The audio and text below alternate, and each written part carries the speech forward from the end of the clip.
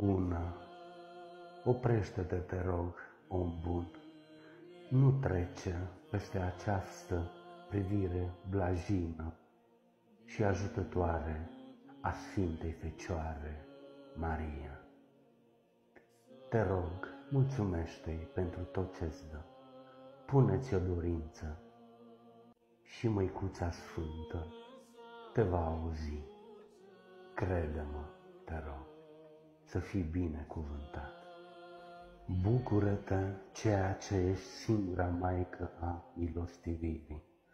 Bucură-te, grabnică ajutătoare a celor ce sunt în nevoie și în necazuri.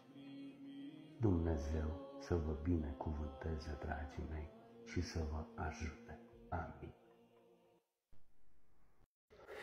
Floare de măr, floare de crin, mamă, oriunde merg te port în gând, mamă. Ca tine, mamă, alta nu-i lumină blândă a soarelui, oricât în lume aș căuta, Măicuță. Ca tine, mamă, alta nu-i lumină blândă a soarelui, oricât în lume aș căuta, Măicuță.